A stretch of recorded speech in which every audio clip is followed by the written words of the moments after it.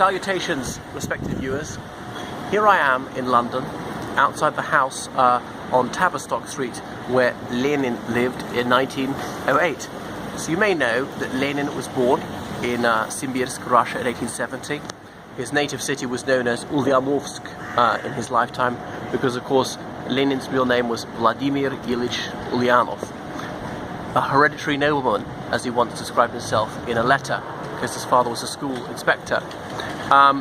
So Lenin, after he was expelled from the University of Kazan, he became involved in the Russian Social Democratic and Labour Party, and they were Marxists.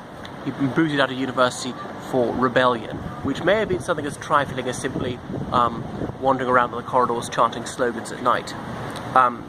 So he was released from his Siberian exile, which had been very comfortable. He'd been allowed to bring his wife there and bring his girlfriend there and get married to her. He'd been given a gun to shoot duck and so on. No hard labour. Lenin lived outside of Russia for the rest of his life until the revolution, from release from Siberian exile. So for almost 20 years before the October Revolution had been abroad, some of that time in London. However, he never mastered the English language. He spoke excellent German and passable French. So this area was called King's Cross at the time, and it's not as shishi as it back then as it is now. And he would often see people living in dire poverty, and when he saw the lumpen proletariat, he would fulminate two nations. This is an allusion to what Disraeli wrote in his novel Königsberg,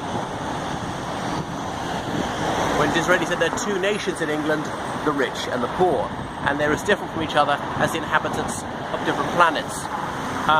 So it was in the 1904 Congress of the RSDLP here in London on Charlotte Street that the party split into Bolshevik and Menshevik factions, Lenin's one being the Bolshevik faction. So the Bolsheviks were absolutists. They believed in a small number of dedicated revolutionaries, and he was obdurate about this. There could be no compromise with capitalism. It could not be ameliorated. It could only be annihilated. Whereas the Mensheviks took a more Fabian approach, believed they should make incremental improvements to the life of the working class and work within any parliamentary system that were to exist, and they should seek higher wages, shorter hours, health insurance and so forth for the proletariat. And Lenin did not want to palliate the sufferings of the toiling classes, said they must suffer as much as possible, so they're utterly furious, and they support a violent revolution. There must be no half measures, there can be no middle way.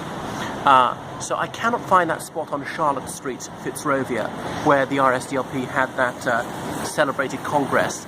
There is a blue plaque apparently, but I think it's covered up by some scaffolding or something at the moment.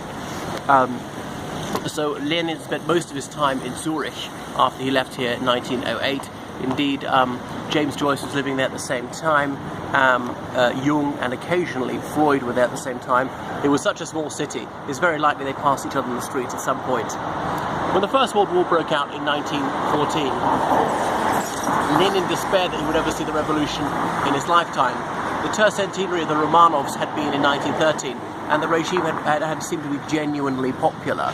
The economy was growing quite rapidly. It could have been that much of the proletariat was lifted out of penury by that.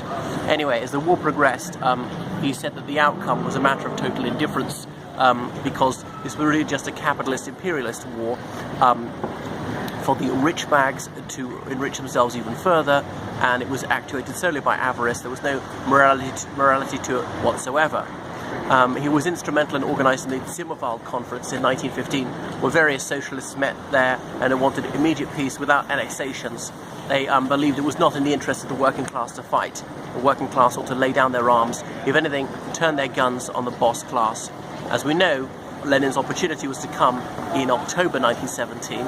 There had only been a February Revolution that same year, 1917, in Russia, where the Tsar and his system had been swept away and a democratic government had been set up with all the rights one would hope for, but that was dominated by more middle-of-the-road parties, the Constitutional Democrats, the Octoberists, a bit on the conservative side, social revolutionaries and so forth. And the Bolsheviks were very minor players. Until the October Revolution, most Russians had never heard of him. If it hadn't been for the October Revolution, or even the February Revolution, nobody ever would have heard of him. He would have been yet another revolutionary theoretician scribbling away in Zurich.